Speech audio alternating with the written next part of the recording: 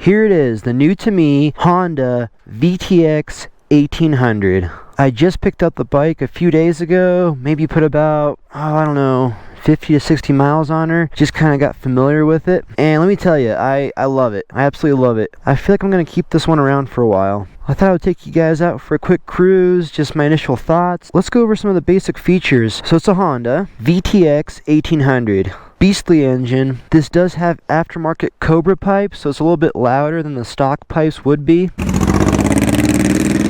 They're not obnoxiously loud, but I could see on a longer ride where it may get a little bit annoying. It is shaft driven, so very low maintenance. Dual front disc brakes, rear disc brake. The VTX does have radiator, which, I mean, I don't know. My personal preference, I wouldn't buy a bike without one. This one was obviously very well maintained. There's a few blemishes. There's one little, you can see it, one chip on the front fender here, and on the tank you have a small dent on the right front there. Other than that, I couldn't find anything else. I bought the bike off the second owner, who purchased it from a dealership about a year ago, and the bike had 4,500 miles on it. The bike currently has, I'll give you an exact reading here, currently has 5,653 miles on it, which is nothing, which is absolutely nothing for this bike. That's about, I think it's like 300 miles a year, and I've seen some for sale with 75,000 miles on them, and these are known to go easy over 100,000.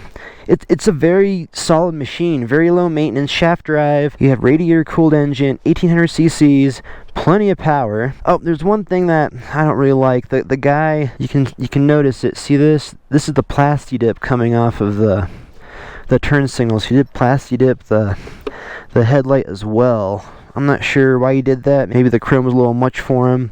I'm not a huge chrome fan, but the color combo of this bike, I love it. If it's black and chrome, I don't really like it, but this kind of just blends nicely together. This is what the front turn signals did look like. Well, without further ado, let's get rolling.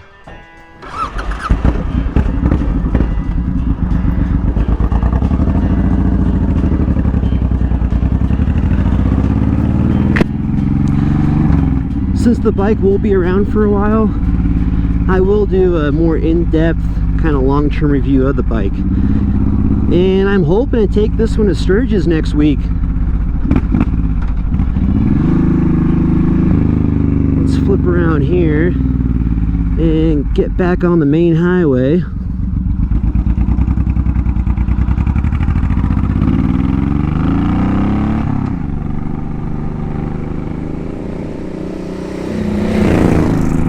Slightly late in the evening, 5:36, so always make this a quick ride.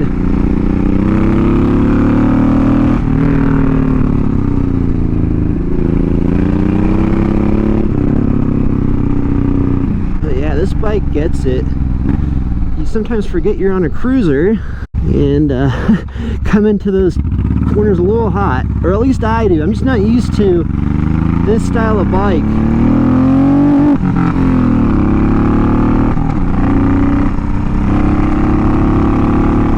What I noticed on the twisties here, the only thing that really stops me from leaning this thing any further is on touch and peg with the ground.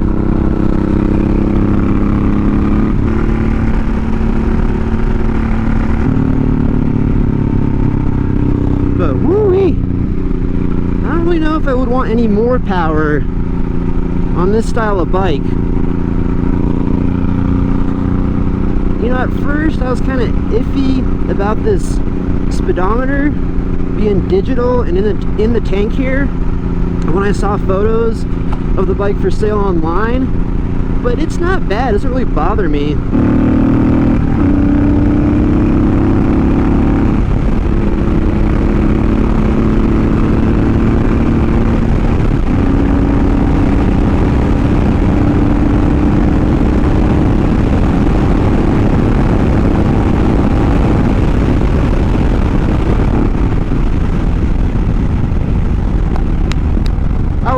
I love it.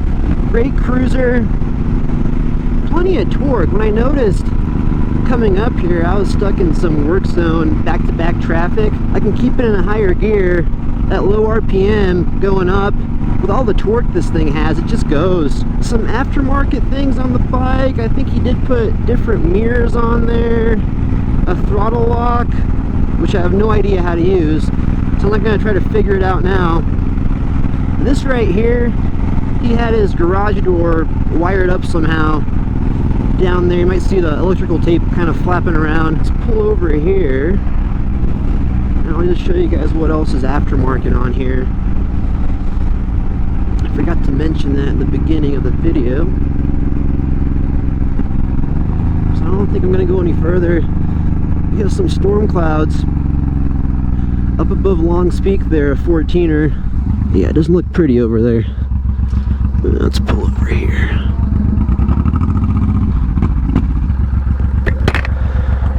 The exhaust doesn't sound too bad.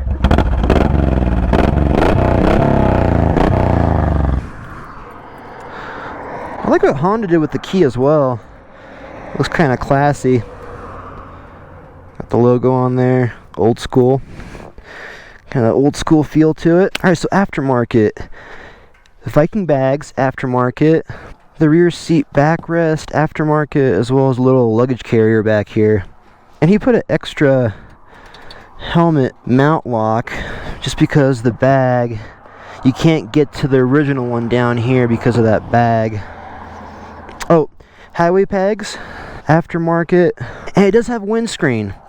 I'm not 100% if that came stock on the bike or not. I will find out, and I'll let you know in an upcoming video.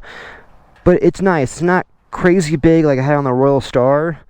It's just big enough where it doesn't ruin the look of the bike. It's just so damn hot here lately.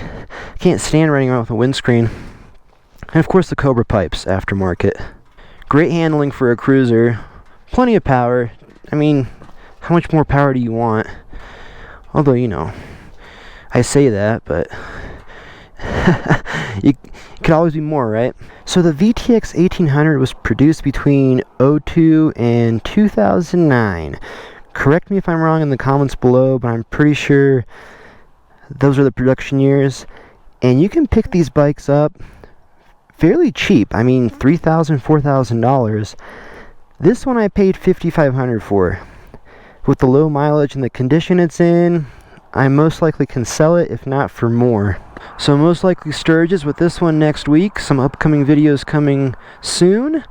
And maybe a long-term review. Maybe like a 1,000-mile review. Or who knows, maybe a 5,000-mile review. So far, I'm impressed. Catch you guys in the next one.